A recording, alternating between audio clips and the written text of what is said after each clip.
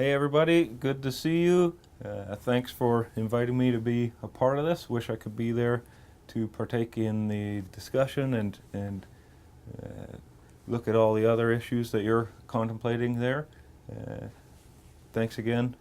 I'm going to talk today about access to information and freedom of information requests and how they intersect with qualitative research in the social sciences. I got involved in doing ATI and FOI research around 2007, 2008. And there were actually a whole bunch of us at the same time there in Ottawa, at Carleton, at U of O, in legal studies, in criminology, sociology, all over the place. And we were investigating very similar kinds of issues. We were interested in how government agencies at the federal level and the provincial level made decisions, engaged in certain kinds of practices like surveillance.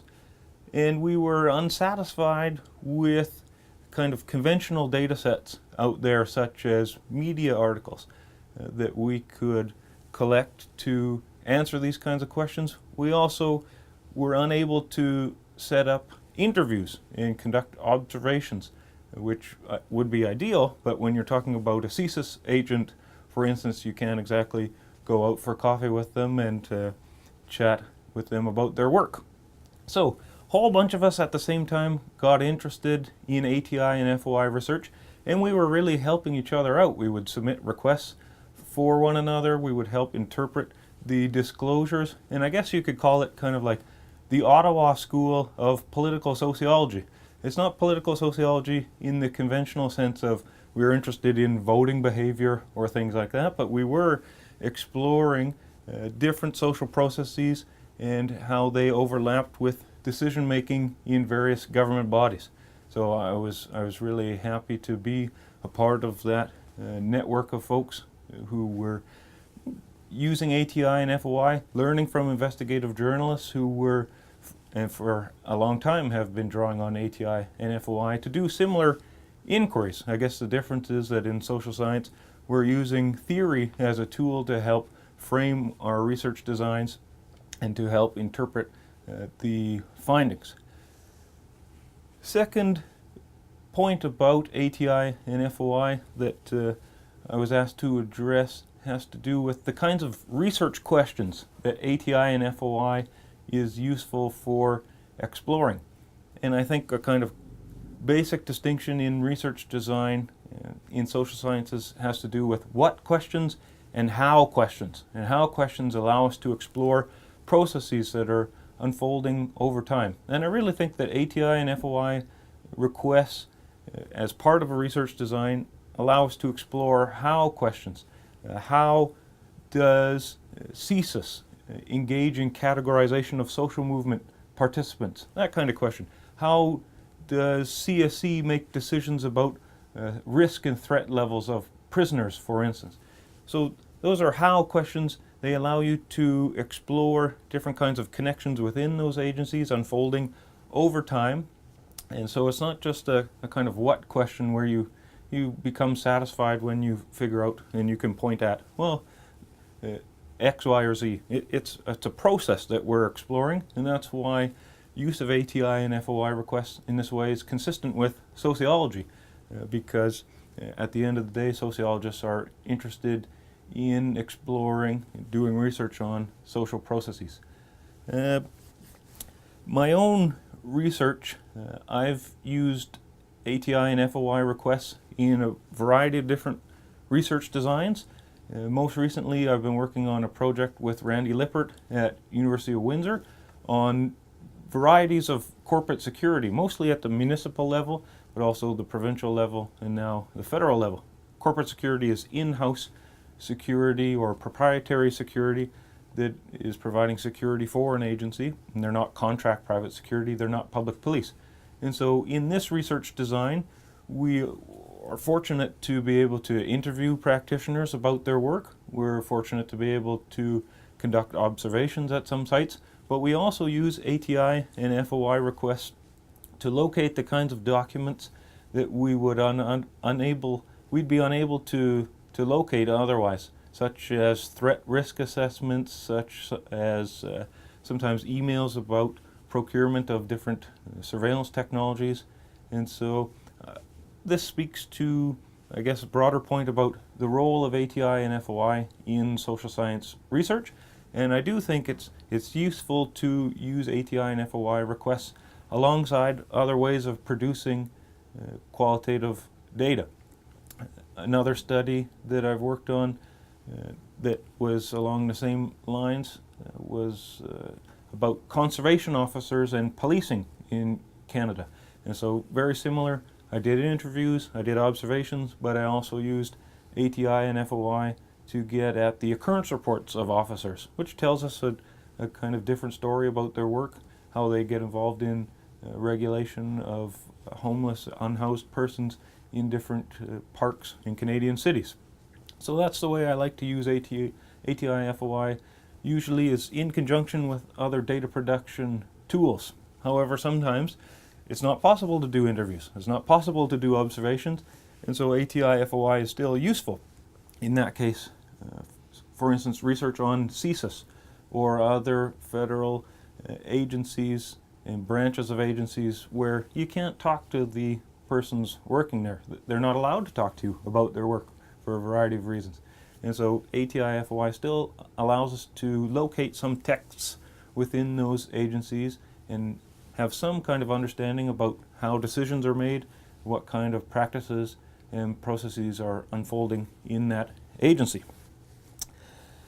There are still all kinds of difficulties with using ATI and FOI for qualitative research, and there are the basics, kind of exemption, redaction, withheld documents, delays, which have been documented in a variety of places. Those are significant barriers and they're not going to go away. So if we're going to use ATI, FOI in our research, we need to think about those limitations, account for them in the write-up of our work, and talk to other people who use ATI, FOI about how to maybe get around those barriers or at least work within the limits they present. A couple other barriers I've come across are along these lines. I used to be very interested in what were called CSIS lasers. CSIS lasers are a type of document that CSIS security intelligence analysts would produce and they would share with their partner stakeholders. And the CSIS lasers used to have all kinds of information, all kinds of details in them. 2007, 2008, 2009, 2010, amazing detail about the work that CSIS was doing. 2010, however, perhaps because a number of us were consistently requesting those CSIS lasers, they kind of dried up. The CSIS lasers no longer contained as much information, the same depth of information, and they became kind of like one-liners.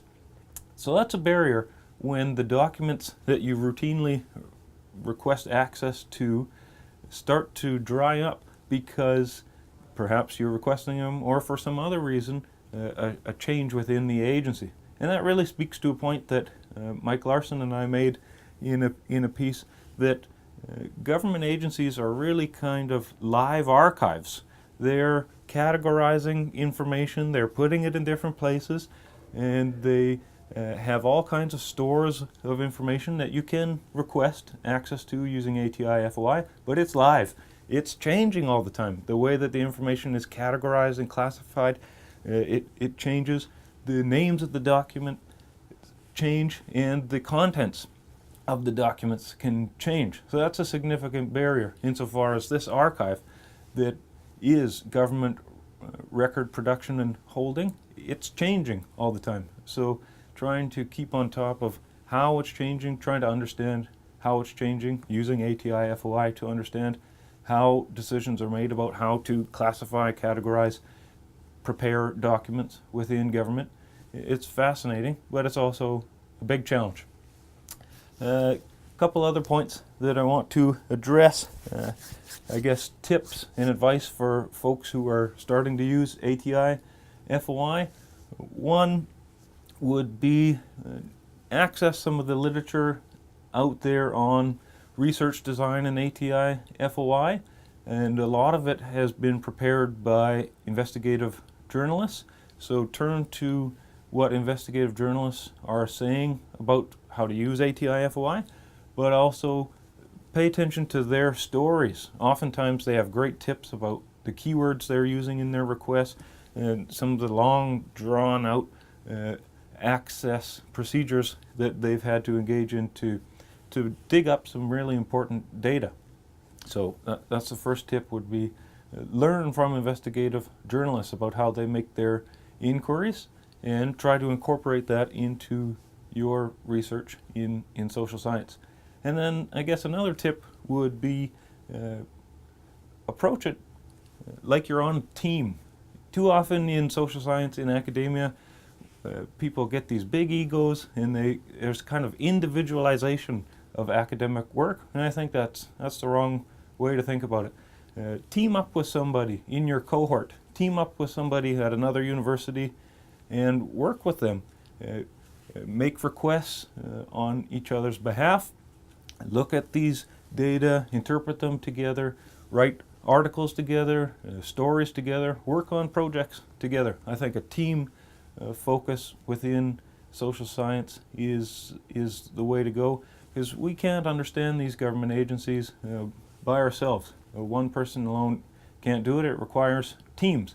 And that said, I think the teams should extend outside of the university. I think investigative journalists and academics and community activists, public interest researchers can all work together and explore the same research questions, share disclosures, help each other interpret the disclosures, write together, work on different kinds of projects together. So it's that kind of synergy, I think, that helps people really excel in their studies. It's that kind of synergy we had in 2007, 2008 with the Ottawa School of Political Sociology when we started out using ATI-FOI, and I think that's the most rewarding part of academic work, is when on a team you get something done. So that's all I have to say about ATI-FOI. Wish I could be there to partake in the discussion and hear about the projects that you're working on, the teams you're working on, and I hope you have a lot of fun with it. Thanks very much.